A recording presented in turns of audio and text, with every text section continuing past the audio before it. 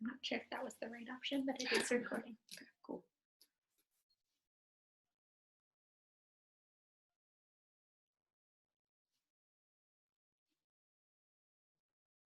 Welcome, everyone.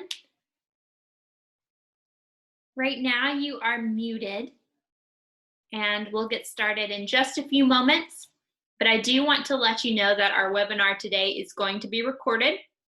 So it will be available to some folks who are not here with us live today. If you don't want to appear in the recording that will end up on YouTube, now is the time to turn off your camera. As you are looking, it will say your name on the screen if your camera is off. That won't appear either. So if you turn off your camera now, if you're not comfortable being in the final recording, there will be no record of you there.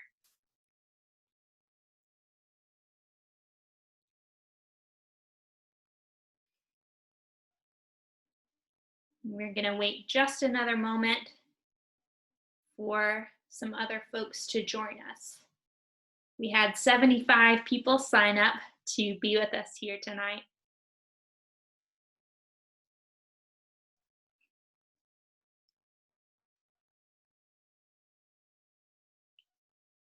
Here come a few more.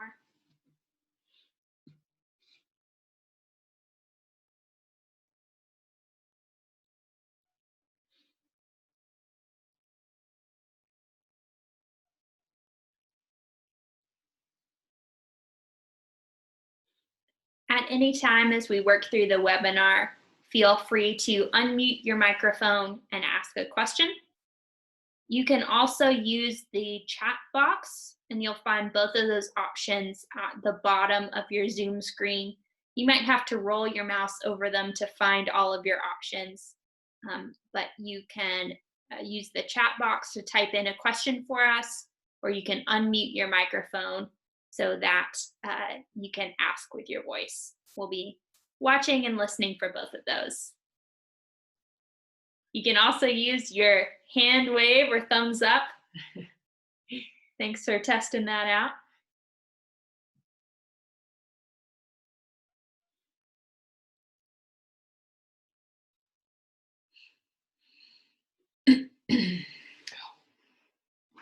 And we will go ahead and get started for those that are here, and thanks for being here on time with us. I'm going to go ahead and share our screen so that you can see our slides tonight.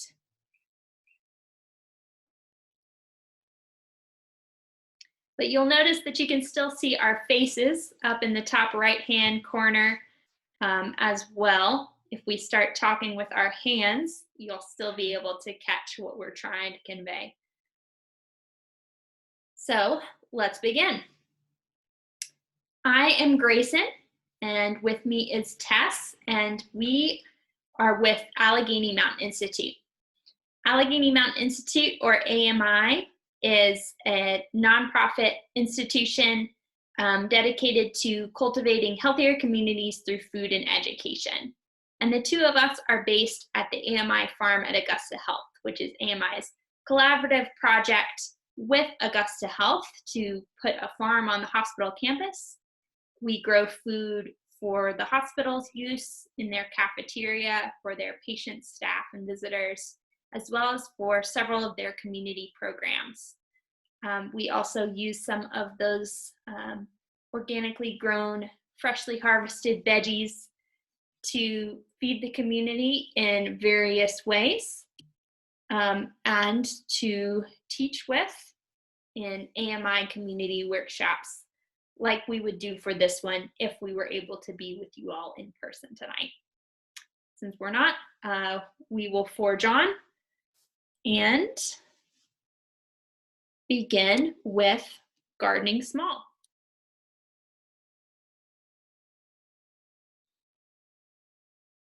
So again, my name is Grayson Sheeler. I am the Outreach Director for Allegheny Mountain Institute.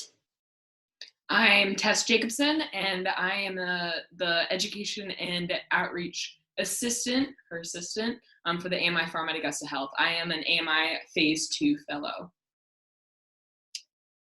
And as I mentioned, if you're just joining us, this class is Gardening Small. We're specifically looking at container gardening and gardening in raised beds tonight. So let's begin with a clear image of why we're starting this journey. There are so many reasons to embrace gardening small. You can have a source of fresh food at home, even if you don't have the space or the soil to have a garden like maybe your grandparents once did. Maybe like me, you live on the upper floor of an apartment and don't have any soil of your own. So we invite you tonight to keep both your reasons and your specific challenges involved in your mind as we work through some ways that you can adapt your situation to keep growing, even if you have got some challenges to work with. We'll also look at a few ways that gardening small gives you more control over the way that you garden, so you can be really choosy with your inputs as you are taking care of your chosen plants.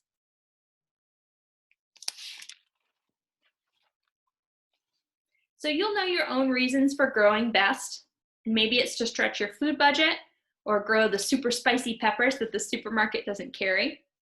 Maybe you're out to save honeybees, in which case we salute you. But if you're with us today, it's likely that you don't have all that much space, or maybe you're just starting out. There are a few other factors that you ought to consider on the screen. For example, if you are in this to provide yourself with seasonal fresh food, you need to think about how many people you're feeding. Some estimates suggest that it takes up to 200 square foot of vegetable garden to provide for one person. So for many of us, if we are growing in a couple of pots on our porch, we're only able to supplement our vegetables and not to completely provide for ourselves.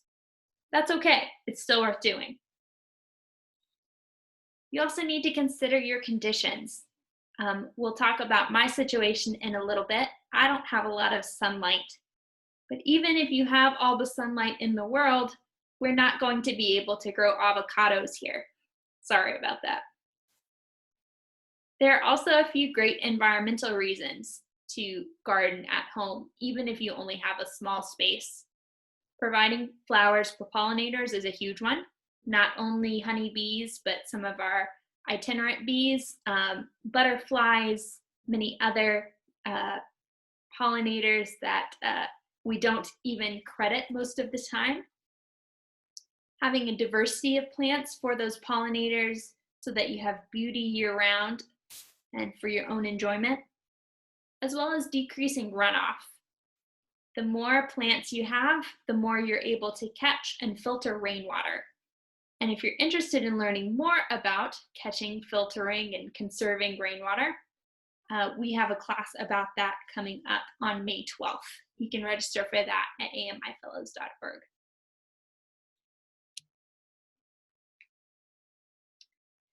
Take some time too to think through what you want to grow.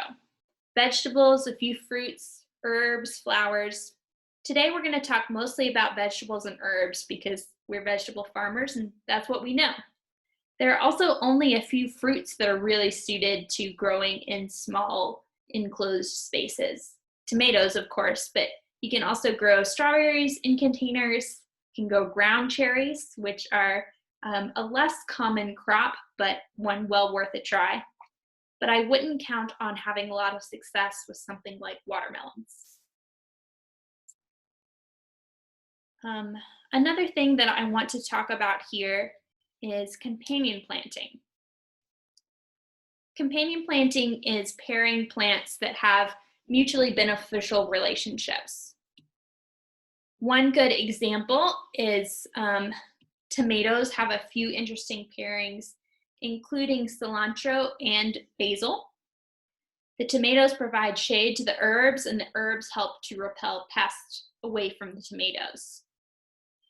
There are many other companion planting pairings that are worth checking out, and it's really a fascinating topic if you'd like to research that further. Remember that you're building an environment, and most of the time, an environment you'll be spending a lot of your time in. So make it a full ecosystem. And as you are considering what you will grow, we have a second class we'd like to plug for you. We're doing a class called Your Garden Year, Storing and Preserving Vegetables. That'll walk you through the things you need to consider as you plan to grow for a full year's fresh food and how to preserve your harvest to last as long as possible.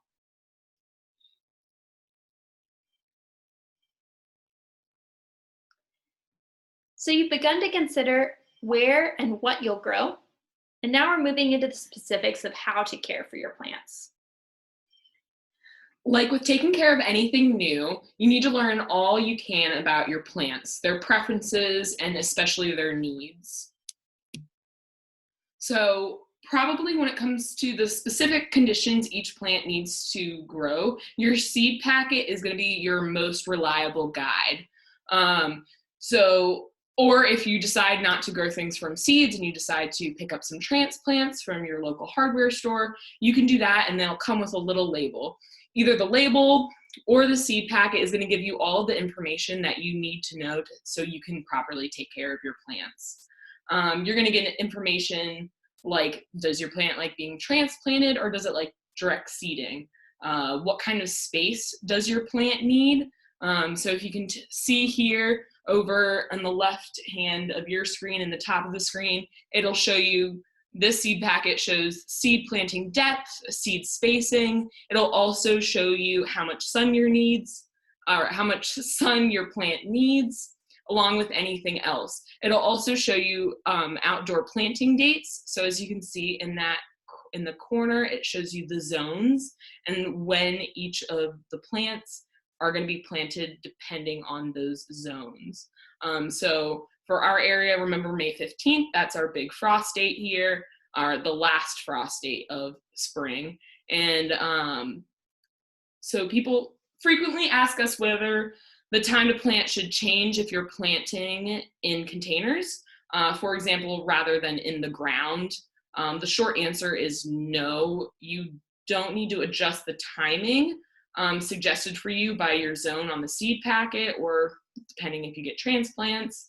The longer answer is that you can get a head start on the season if you're planting in a container to be able to relocate those containers outside. So you can start them inside if it's going to be colder longer this spring or not. And also just to remember that old seeds usually have a lower germination rate. So if you're having trouble with some seeds that you bought years ago, then it may be time to get an update your seeds. Let me mention too, if you're here with us in the Shenandoah Valley, we're in zone 6B.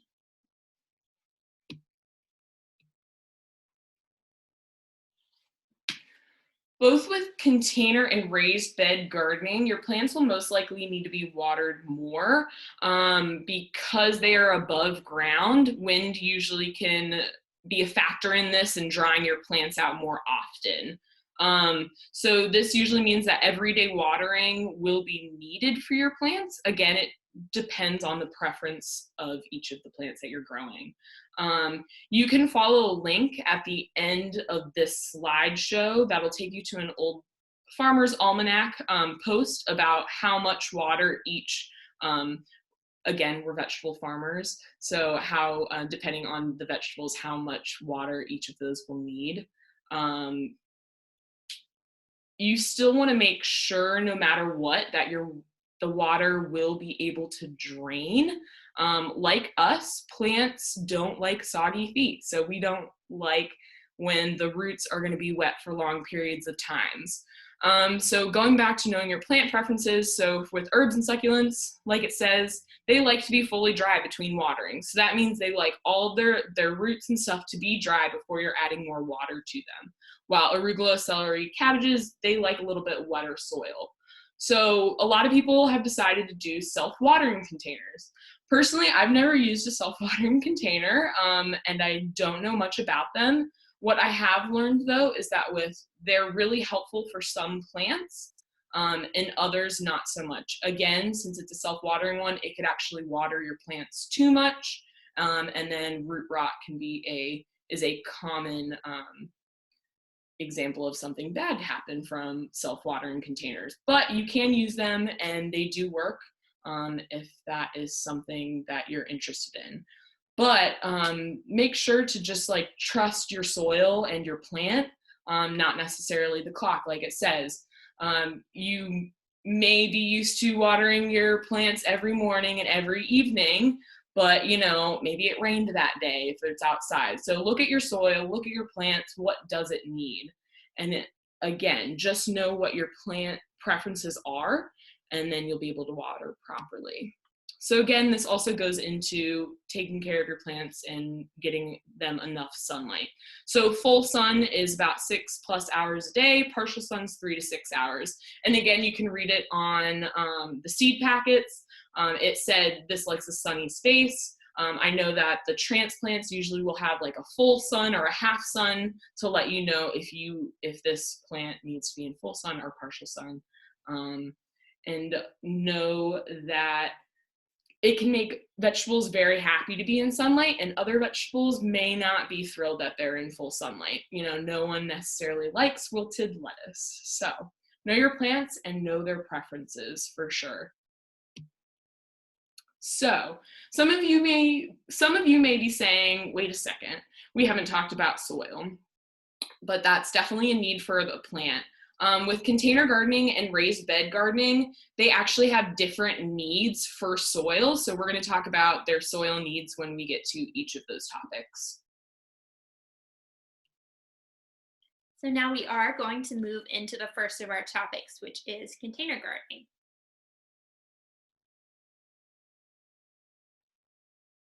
I live in a really challenging environment for gardening, in a rented second floor apartment that gets only a few hours of sun each day. So for me, container gardening is my best and really my only option to grow veggies at home. In my first year after learning to grow on AMI's farms, I messed up a lot. So let's walk through the special considerations for container gardening so you don't make the same mistakes I did. Now, the cool thing about container gardening is that you can really stretch your creativity. Big or small, many or few pots, wacky or traditional, but bear in mind that there are going to be a few things that you can't change. I can't make more sunlight. The only thing I can do is choose to grow spinach and get my tomatoes from another farmer.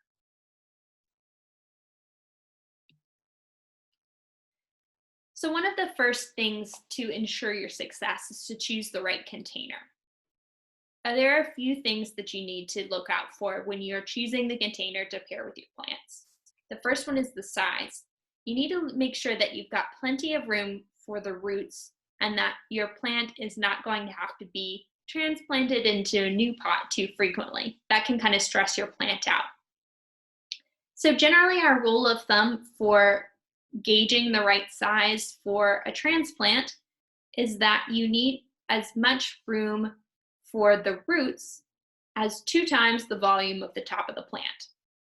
If you think about a large plant like maybe your backyard tree, you can imagine that those roots are taking up twice as much as the canopy. That's huge.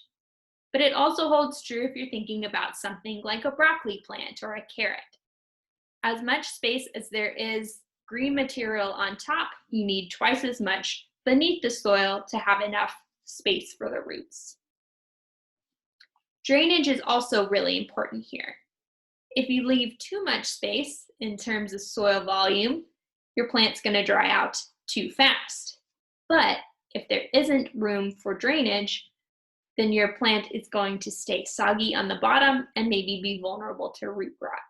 So if there's no drainage built in your container, for example, if you're using an upcycled plastic bucket, you need to make it by introducing some cracks or some holes drilled into that material.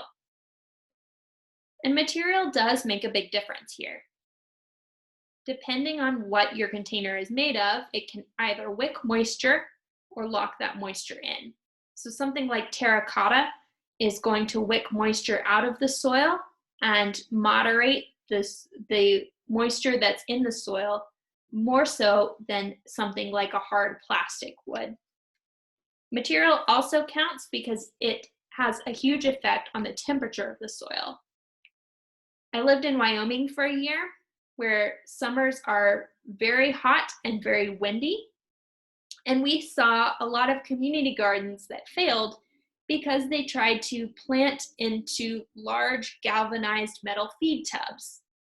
Those worked almost like microwaves and nuked the soil so that when they transplanted lettuce in, the soil was far too hot for the vegetables to thrive. You want to make sure that you don't cook your plants. So something reflective and metallic may not be the best choice for your climate.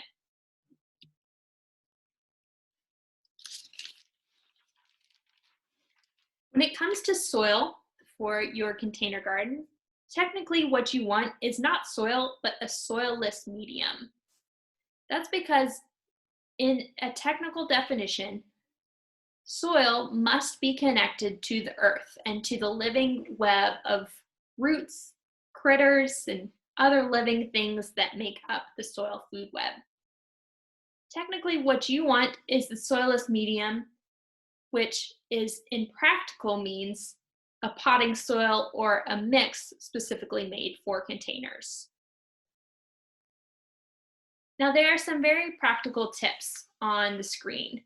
You want to use a good quality potting mix or a mix specific to containers, not soil from your yard, garden, or forest. And you want to add some compost to that.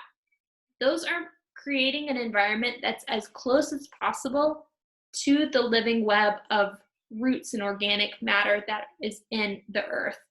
But you're not going to be able to create the earth in your pot. Now, don't underestimate the handicap that is. Disconnection from the soil food web does matter. It means that once our plants use up the nutrients that come in the potting soil, they're not going to be able to get any more without our intervention. They've used their roots like a straw to suck out all there is, and now what's left is essentially lifeless.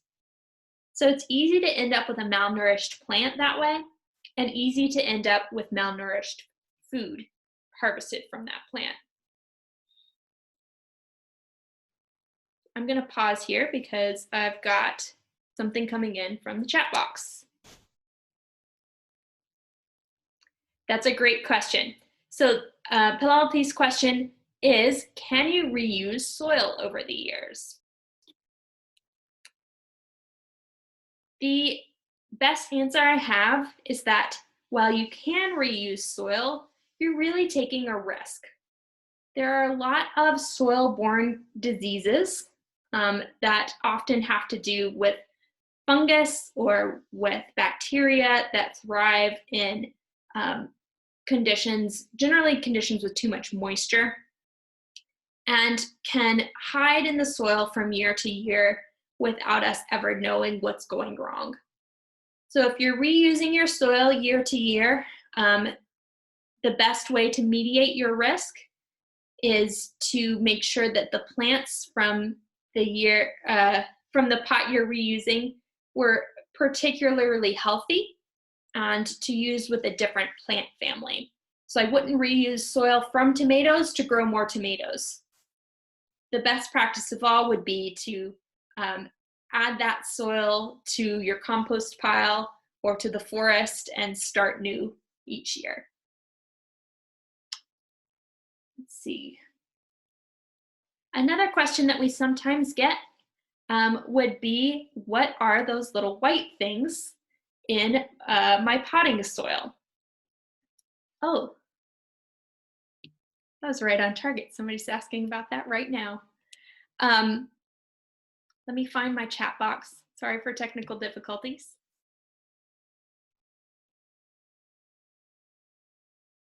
Is topsoil by itself never okay? Should we add compost to it or buy separate bags of peat moss, vermiculite, or coconut coir?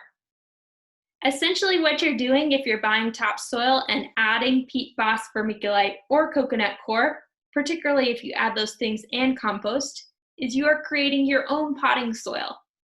So it is okay and it's one option. But remember that topsoil alone is not going to provide the nutrients that you would get from a potting mix unless you are continuing to add your compost and the peat moss, vermiculite, or coconut coir. I was starting to say, sometimes people ask us, what are those little pods, those little white bits, or those hairs that you see in potting soil? And those three things, peat moss, vermiculite, or coconut coir, are those additives. Their function is to help hold in moisture, which typically is lost very quickly from your soil. Are there other questions about soil best practices for containers?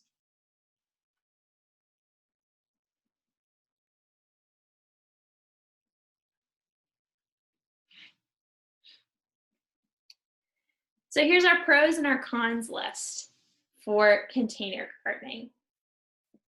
It's the good and the bad. You have total control. Also, your plant is kind of like your pet. They're surprisingly expensive, they need constant care, and they're not ready to survive on their own in the wild.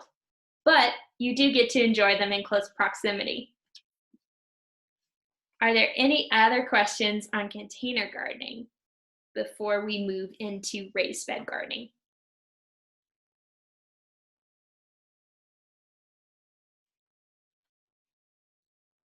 Okay, you'll also have an opportunity to ask at the end. Okay, now we're getting into raised bed gardening. Okay, raised beds are another variety of gardening small, and although you can build a raised bed however big or however small you want it, these beds are different from container gardening because they are wooden boxes that are that have holes on the bottom. I don't know how to, that's gonna go straight onto your soil. So it's not just another larger permanent container gardening type situation. Raised beds and container gardenings are slightly different. Raised beds are often found in community gardens. So there's maybe a chance that if you get the opportunity, you will be able to plant in a raised bed in your community or your neighborhood if you are lucky enough to have a community garden around you. They are usually wooden boxes, but as Grayson said, they can be made out of a variety of materials. They have an open bottom that has that connection to the earth below it. So Grayson talked about before with container gardening is that, you know, we're not necessarily putting soil into the containers because there's not that living connection to the ground. But with raised bed gardening, there is that connection to the soil, to the earth, and that will finally get incorporated into it, but we'll get into more detail about that in a second. These raised bed gardenings, they're usually permanent, but they can be semi-permanent systems of gardening, and they're ways of keeping your garden very neat and organized. If that's the kind of person you are, I know I am. I think raised bed gardening is a great way to get out there. Okay, so soil for raised bed gardening. So we were talking about soil for container gardening, and there are some similarities for sure between the two. But again, there's that major difference that raised bed gardening has that open hole on the bottom that is connected to the earth. So what we have used, or we are using, we started raised beds at Kate Collins Middle School over in Waynesboro, Virginia. And this is the good rule of thumb that we were doing to put the soil into our beds. It's about 60% topsoil, 30% compost, and 10% peat moss. So again, we're kind of making our own, as Grayson was saying earlier, potting mix of a sort. The big difference is that what we did is we put cardboard on the bottom of our raised beds. Now this will actually prevent weeds from coming up and getting into your raised beds because, you know, again, no one wants weeds in their garden. And so that cardboard will prevent it on the bottom. It will also break down and provide more nutrients to go back into this cycle and bring nutrients to your plants. Cardboard's also great because it's easy to drain. What Grayson was talking about earlier is that plants really need a way to be able to drain the water that they're not using and then not have those soggy roots to be able to, for disease. So cardboard's nice because it will actually help the water drain through, unlike if you wanted to use plastic. I know people have used tarps underneath their raised beds and there's absolutely no drainage, and then they're, you know, stuck with all of these dead plants and they have no idea how that happened. So cardboard's a great resource to use. And the biggest thing for soil with raised beds is that soil is actually going to be incorporated into the living soil that is below those raised beds at some point. So it is in itself going to become that living soil, which is awesome, and it's very healthy for your plants. To your question about adding vermiculite to raised beds, vermiculite would be an acceptable substitute for peat moss. They both serve the same function in the soil, which is helping to mediate the right amount of moisture. So vermiculite, peat moss, or coconut coir would be equally good options for helping your soil to make sure that it maintains the right amount of water that moves through. We should say too that water mediation in raised beds is really important, and it's one great choice for, even if you had the space to garden in ground, if you didn't have the right kind of soil to have good drainage. Maybe you have some ponding in your yard, or maybe even the opposite, it's very sandy and water moves through too quickly. This is one of the examples in which, because you are controlling the environment, you can achieve those optimal conditions even if your environment doesn't naturally present them. So the question is any cardboard okay, or should it be strictly brown without print for edibles? That's a great question. I'll go off of what I know so far, and I know Grayson will probably have an answer as well. What I've always tried to make sure with using cardboard is, I think most of the time we have used strictly brown cardboard without any, I wouldn't say without any print. But we've also made it sure to take all tape off of it, all labels, so that the plastic and chemicals don't break down into the soil. So I try to make sure that, but I don't know if you have anything to add to that. I wouldn't worry too much about dyes in cardboard. I know I had a similar concern with newspaper at some point when I was making newspaper pots for transplants, and was able to find out that pretty much all newspaper publishers have gone to soy-based ink, because not only does it biodegrade, but it's a lot cheaper. So I don't believe that there is a great deal of risk in the print on your cardboard. You should be okay as long as you remove that tape, and particularly if you have the kind of tape that has those vinyl fibers in it, you want to get those out so that they're not in your soil. But cardboard tends to be pretty eco-friendly, breaks down pretty quickly, and does not leave many traces. It's a great thing to feed the soil life, the worms, the microarthropods, and put more organic matter into your soil. So again, here are just some of the pros and cons of raised bed gardening. Oh, hold on, we just gotta, so pros and cons, so pros, like Grayson was saying earlier, there is more control over your soil quality comparatively to an in-ground bed. So you'll be able to build that soil, is how I kind of think of it with a raised bed. If you don't have a great soil base to begin with, raised beds can really help you establish that. Also is the versatility. With container gardening and also with raised bed gardening, you can really use whatever materials you have handy. I mean, of course, you need to think about what can be used, especially for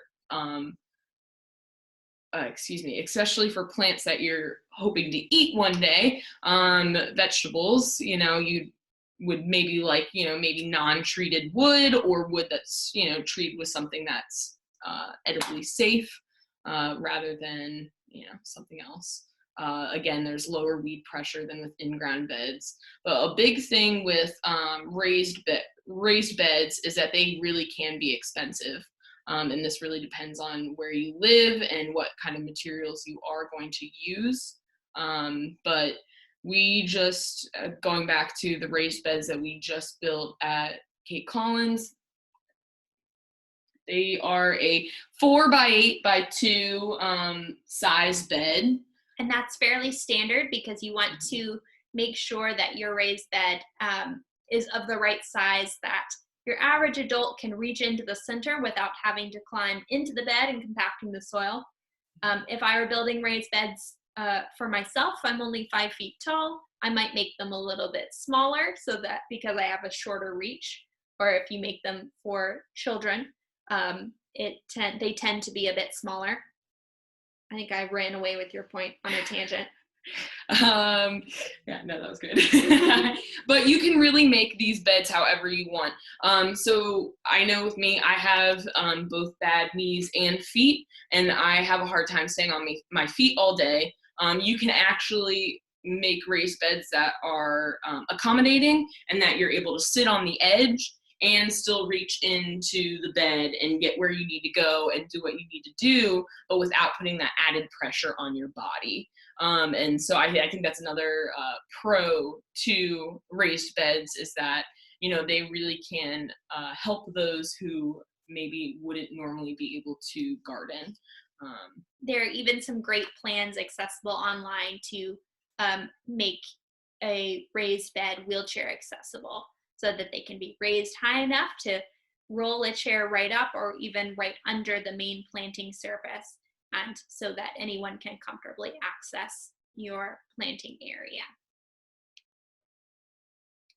One question that we are frequently asked is about how much money you should budget for a raised bed.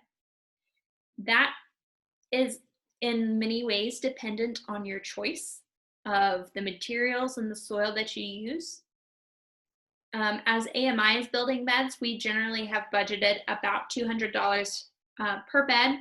That's for the wood, the fastenings, and the soil to go inside. Treated wood is going to be your least favorable option, because the chemicals that are used to preserve that wood to keep it from rotting will leach into your soil. I know that in past times that wood was treated with arsenic. It's no longer treated with arsenic, but still not treated with anything that you would want touching your vegetables. So if you are able to avoid treated wood in your raised beds, do so. Some alternatives that are naturally more rot resistant are redwood, cedar, and to some degree locust and oak. You can also use a raw, untreated wood that has been treated with an eco-friendly sealant, so that moisture doesn't penetrate and cause your wood to rot. Or I suppose you could plan on rebuilding your raised beds every so often. Each one of those choices about materials will have a different impact on the cost of your raised bed, but keep in mind that about $200 is a safe amount to budget for your average 4x8 foot raised bed. Now, we've gotten a little bit of feedback, a lesson learned from the crowd regarding raised beds, and that has to do with competition. Because your raised bed is connected to your general landscape ecosystem, you may find that at times the surrounding root networks and life around your raised bed are taking up some of the resources that your garden needs, particularly water. Water is the one that's going to be easiest to see. So keep in mind with both container gardening and with raised beds, you may at times have to add things into this ecosystem. The rain itself may not be enough to sustain your plants in the height of the summer. Similarly, you might need to do a little bit of extra work to fertilize. We always recommend that if you need extra plant food, you go to compost first. And afterward, if compost is not accessible to you, move to an organic rated fertilizer. And I want to mention that with either of these options, but particularly with container gardening, if you are using even an organic rated fertilizer, use a light hand. It is very easy to overdo it and to burn your plants. And there is definitely such thing as too much of a good thing when it comes to fertilizer. A little bit goes a long way. So keep an eye on your raised beds, how they're doing with moisture, if they are seeming a little bit anemic, and keep in mind that you may need different inputs at different times of the year based on what's going on around them.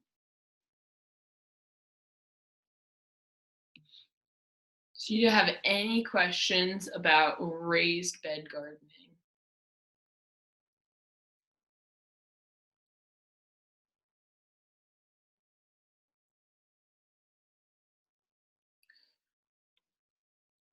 We're going to go off the beaten track just a little bit here and talk about some other methods of gardening small.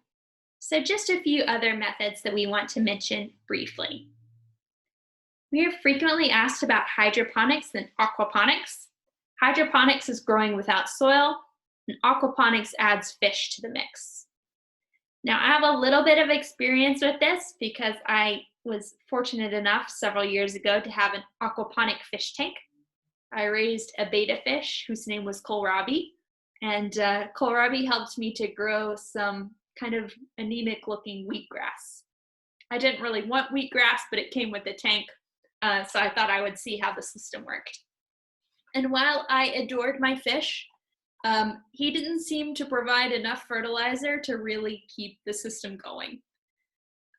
It seemed like, although there was always water in plenty, the food for my plants was lacking. And that's really the risk of the hydroponic and aquaponic experience. I know I'm starting to sound like a broken record here, but you really cannot underestimate the importance of the living soil food web when it comes to nourishing our plants both for their health and for our health. We rely on, in many ways, an invisible network of critters, worms, microarthropods, in some cases even beneficial bacteria in the soil, and a network of mycorrhizae, which are a fungal derivative that trade the nutrients that our plants need, and also some deep trace minerals that are found in soil, things that you don't hear of every day, like selenium, that simply aren't available in an aquaponic system. They're also not available in a container garden, so keep that in mind. If they're not available in the soil, they're not available in the plant. So if I eat a tomato that's hydroponically grown, it's going to be more water and less mineral than a tomato that's grown in the ground in healthy living soil. On the other hand, I love having greens in January. And in many ways, that is available hydroponically or from Arizona. And so sometimes that's a fair trade-off to make. Trellising is pretty simple and often combines well with some of the other methods that we have talked about. We talked earlier about root space, but it's also important that we've got plenty of space for the stems and the leaves of our plants, and forcing them to grow upward tends to maximize the space that we have rather than letting them sprawl out. It can also, in some ways, make your plants healthier. For example, a tomato that's trellised allows more air to move around the leaves and makes it a little bit less vulnerable to lots of the moisture-based fungal diseases that tomatoes are vulnerable to. Also want to say a few things about straw bale gardening. In the past, AMI has done a full hands-on class on straw bale gardening, so I can't get too much into things here, but it's a really cool way to grow your soil while you grow your plants. You can condition straw bales by soaking them in water and adding some high nitrogen fertilizer for 2 weeks to prepare them, and then transplant in as you would to your typical bed. You can even stack your straw bales to make them more accessible, so there's less bending involved. And it works really well for hot weather crops like tomatoes and eggplants.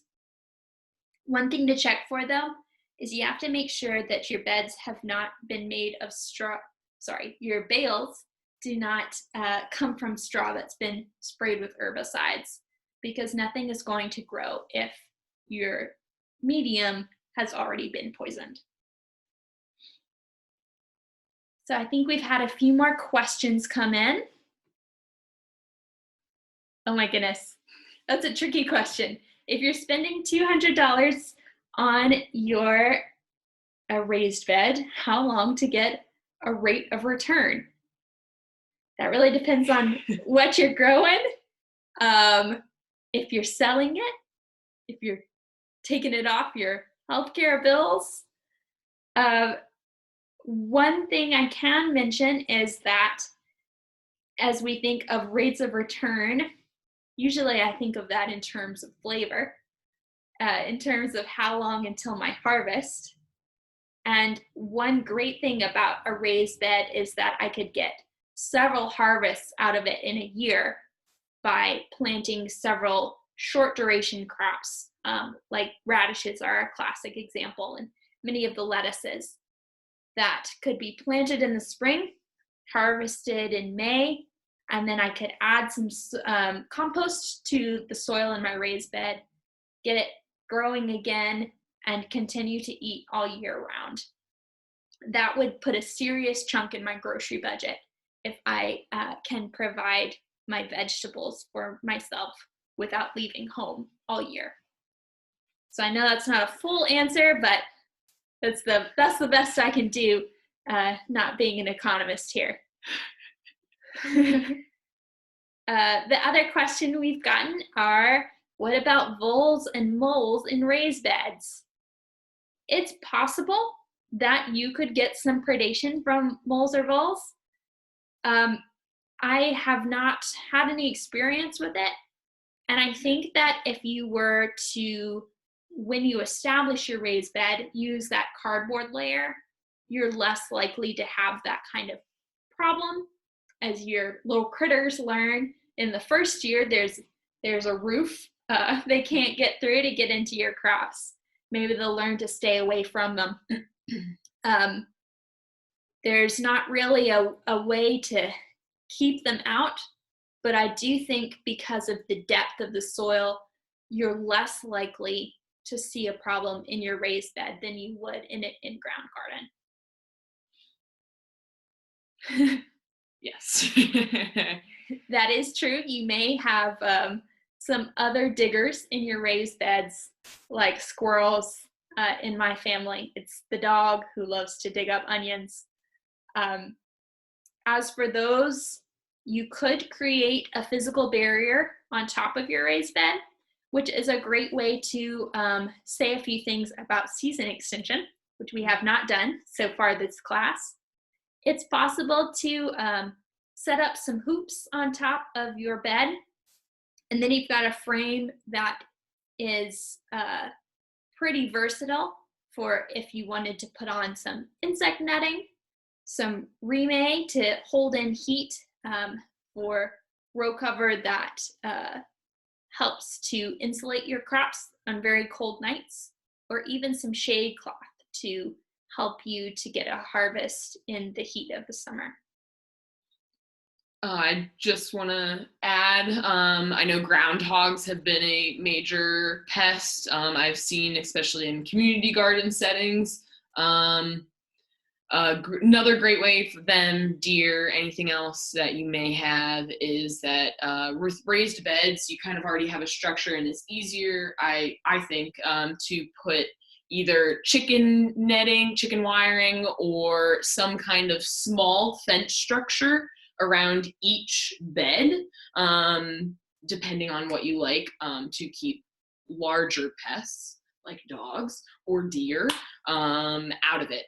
So that is always an option as well. Any more questions?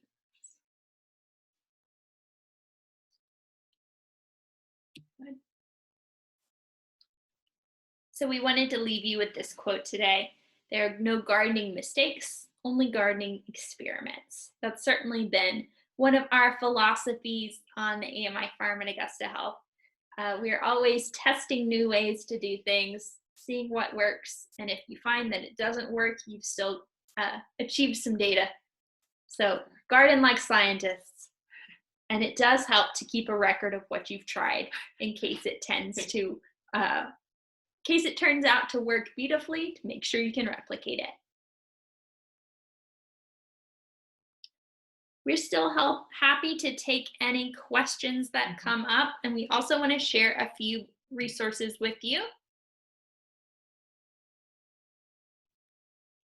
Yeah, so here are just some resources. The Old Farmer's Almanac is what I was talking about earlier. It goes into detail about when to know when you should water your vegetables. It also talks about each vegetable and how much water they do need.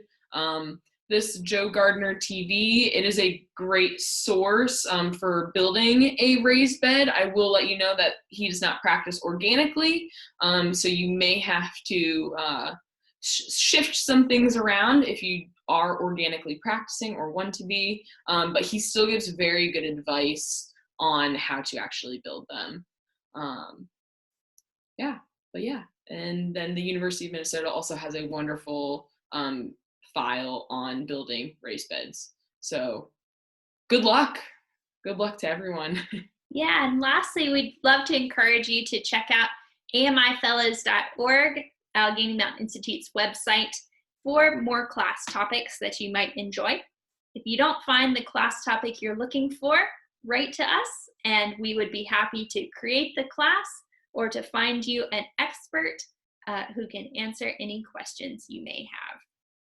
So thanks so much for joining us here this evening. If anyone has further questions, feel free to write them in the chat box. We'll stay here for a few moments to answer any questions you may have. I have been given a Lobella plant.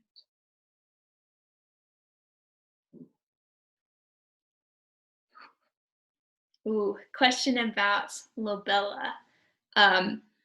And here's where we add again that we're vegetable people. While I love flowers, and we have had a great success with flowers for pollinator health on the AMI farm in Augusta Health, I don't know any specifics for that one. I would reach out to our local master gardeners who are really great resources on all things flowers and would be able to give some more specific tips. The best thing that I could say from a general standpoint would be that ensuring your soil is really healthy is a great start for any living thing. Let's see. Okay, we have a question about rabbit poop as fertilizer. My best practice advice with any kind of manure as fertilizer is to make sure that it's well aged before it's applied to your plants. If you are applying unaged manure, I believe rabbit manure is lower in nitrogen than something like horse manure. You do risk burning your plants with excess nitrogen. So I would either add the rabbit droppings to compost to let them age, or just to kind of let them break down before you add them directly to your plants. And we have a question about, are there any veggies that don't like the humidity of a plastic greenhouse? Keeping it closed to keep out aphids. When it comes to a plastic greenhouse, the biggest thing you need to moderate is the humidity. Tomatoes are a great one to keep a close eye on because they are particularly vulnerable to fungal diseases. And I would also consider cucumbers in that category. Anything in the cucurbit family, you want to make sure there's good airflow because they can be vulnerable to fungal diseases that crop up when things get too damp. But in general, I would just watch your greenhouse and see if there's a way to ventilate. If water starts running down the sides of the plastic, that may be a sign that there is too high of humidity in that zone, and need to get some fresh breeze in.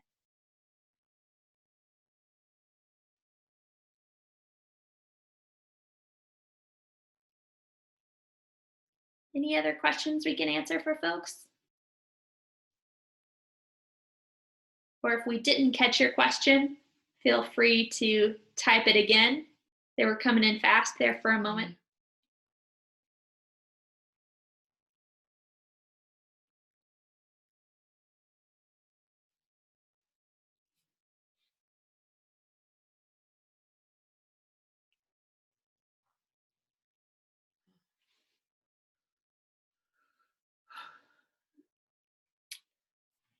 This is a tricky tomato question. I wish we had Farmer Pat.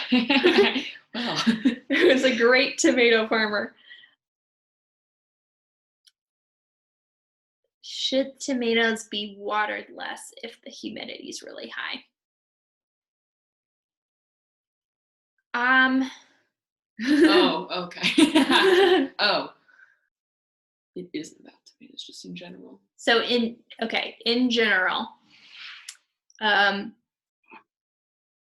for leafy greens in your greenhouse, I would say don't change how much you're watering, but do consider, if you have the capacity, getting a fan in there and keeping the air moving, which will help to moderate that humidity and also to dissuade fungus from starting there. We keep a fan going in our greenhouse pretty much all the time, and it has the dual function of helping to keep our plants from getting too moist on their leaves and creating that condition where a fungal disease could start. But it also starts to harden off our plants a little bit earlier, so they develop that really strong stem and leaves that are going to stand up to our very windy conditions when we transplant them outside. One thing that I love to talk to young people about is that it can be beneficial when you are starting with seedlings to gently stroke your seedlings to mimic the wind and to make sure that they are developing the strength that they need to still stand tall even when they get into windy condition. So we encourage you as gardeners, particularly if you're starting veggies from seed, to speak sweet words and to pet your plants. Any other questions?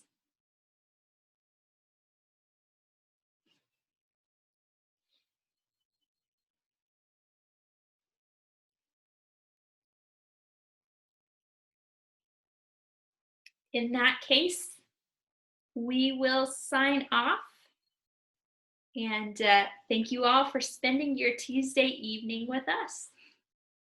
If you have questions that pop up after the webinar, feel free to write to us and you'll receive your recorded copy of this webinar and a link to where it is on YouTube within the next week.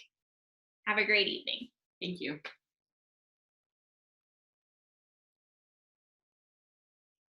Happy Groovy.